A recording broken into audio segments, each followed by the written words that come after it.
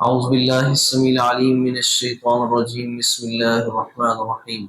إن المنافقين يخادعون الله وهو خادعهم وإذا قاموا إلى الصلاة قاموا كسالى يراءون الناس ولا يذكرون الله إلا قليلا مذبذبين بين ذلك لا إله هؤلاء ولا إله هؤلاء ومن يضلل الله فلن تجد له سبيلا. يا أيها الذين آمنوا لا تتخذوا الكافرين أولياء من دون المؤمنين أتريدون أن تجعلوا لله عليكم سلطانا مبينا إن المنافقين في الدرك الأسفل من النار وَلَن تَجِدَ لَهُمْ نَصِيرًا. آپ نے پیچھے پڑھ لیا کہ منافقین موقع پرست ہوتے ہیں، ان کے ذاتی اغراض و مقاصد ہوتے ہیں، جہاں سے بھی ان کو اپنی ذات کا فائدہ ملے وہاں سے لیتے ہیں، اور دلی طور پر انہوں نے اسلام کو قبول نہیں کیا ہوتا، اوپر سے انہوں نے اسلام کا لبادہ اوڑھا ہوتا ہے تاکہ تمام تر فیسلٹیز حاصل کریں جو مومنوں کو مسلمانوں کو حاصل ہوتی ہیں، کٹھن حالات میں پہلو تہی اختیار کرتے ہیں اور جناب وہ بھاگ جاتے ہیں. اس لیے اللہ رب العزت نے ان کی سزا بہت سخت رکھی ہے. ان کے کردار کے بارے میں اللہ فرماتے ہیں ان المنافقین یخادعون اللہ، بے شک منافق اللہ سے چال بازیاں کرتے ہیں، اللہ سے چال بازیاں کرتے ہیں. وَهُوَ خَادِعُهُمْ، اور اللہ ان کو ان کی چال بازی کا بدلہ دینے والا ہے، جیسے یہ کرتے ہیں ان کو اس کی ویسی ہی سزا دینے والی اللہ کی ذات ہے. وَإِذَا قَامُوا إِلَى الصَّلَاةِ قَامُوا كُسَالَىٰ، اور جب یہ کھڑے ہوتے ہیں نا نماز کی طرف تو بڑی ہی کاہلی کی حالت میں کھڑے ہوتے ہیں، بڑی سستی کی حالت میں کھڑے ہوتے ہیں. یراؤن الناس، صرف لوگوں کو دکھاتے ہیں. ولا یذکرون اللہ الا قلیلا، اور یاد الہی تو برائے نام ہی کرتے ہیں، نہیں اللہ کا ذکر کرتے مگر بہت کم. نبی علیہ الصلوۃ والسلام نے فرمایا کہ منافق کی نماز کیا ہوتی ہے؟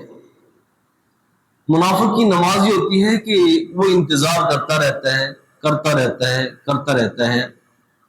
حتیٰ کہ نماز کا آخری وقت آ جاتا ہے، یا پھر عصر کی نماز کو اتنا مؤخر کیا جب سورج شیطان کے دو سینگوں کے درمیان آ جاتا ہے، ٹھیک ہے، تو پھر 4 ٹھونگے لگاتا ہے، اور بعض روایات میں پھر 8 لگاتا ہے ٹھونگے، یعنی 8 سجدے ہوتے ہیں.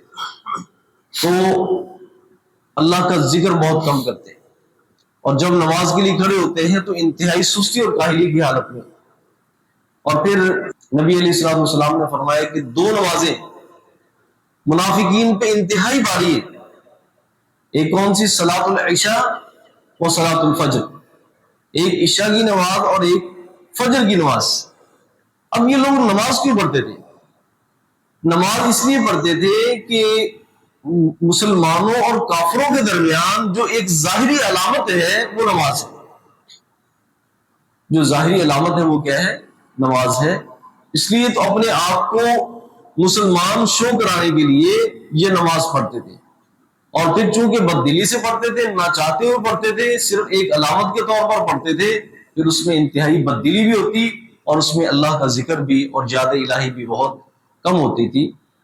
تو ایک تو ان کی ظاہری کیفیت یہ تھی، دکھلاوے کے لیے نماز پڑھنی، انتہائی سستی سے پڑھنی. اور پھر جو نا اللہ کا ذکر بھی بہت کم کرنا. اس کے بعد کیا ہے؟ تردد. تردد کہتے ہیں کہ انسان بے چین ہوتا ہے، ان کو سکون نہیں ملتا.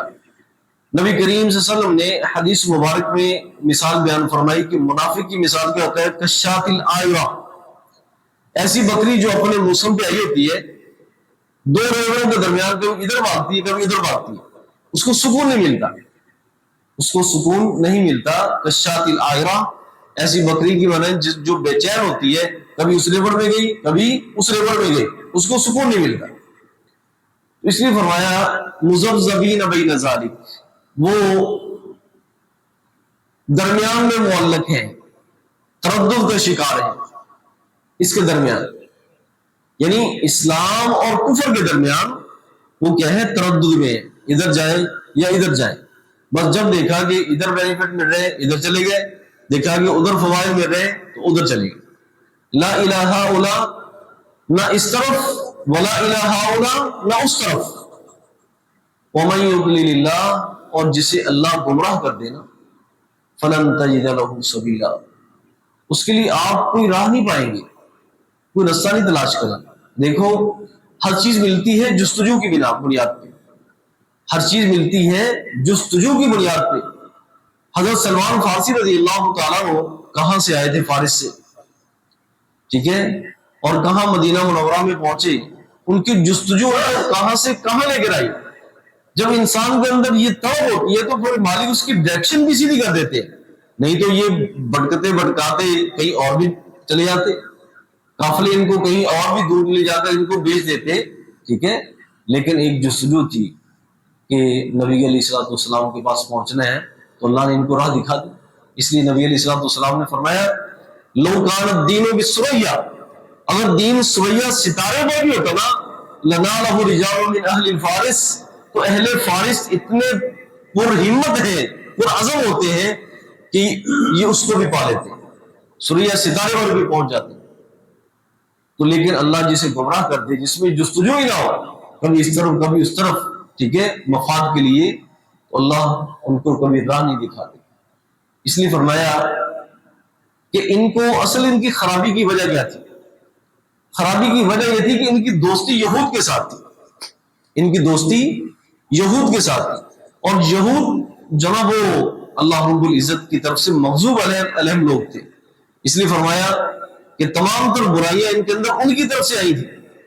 فرمایا یا ایھا الذین آمنوا، اے اہل ایمان، لا تتخذوا الکافرین اولیاء من دون المؤمنین، مت بناؤ کافروں کو دوست مومنوں کو چھوڑ کر، مومنوں کو چھوڑ کر کافروں کو دوست نہ بناؤ.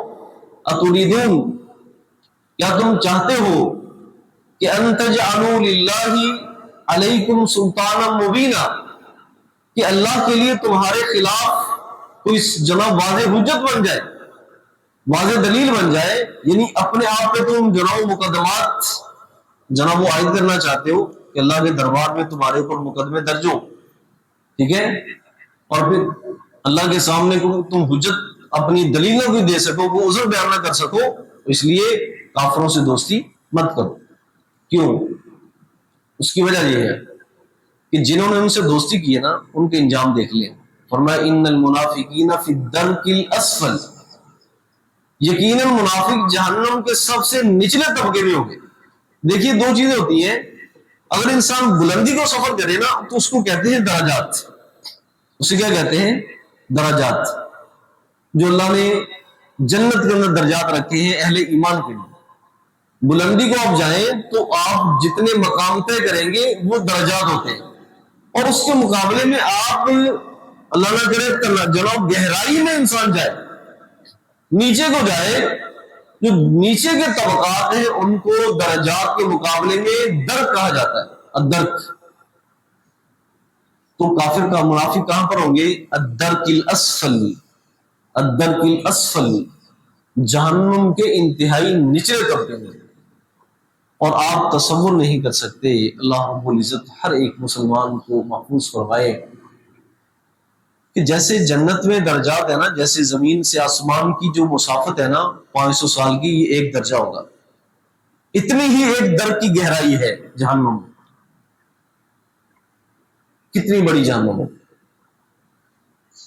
وجیء یومئذ بجہنم، جس روز جہنم کو لایا جائے گا، اور اس روز انسان نصیحت حاصل کرنا چاہے گا لیکن وقت گزر چکا ہو.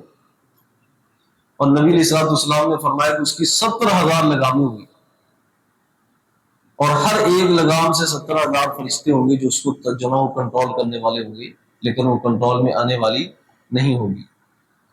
تو منافق جہنم کے نچلے طبقے میں ہوں گے، آگ میں سے.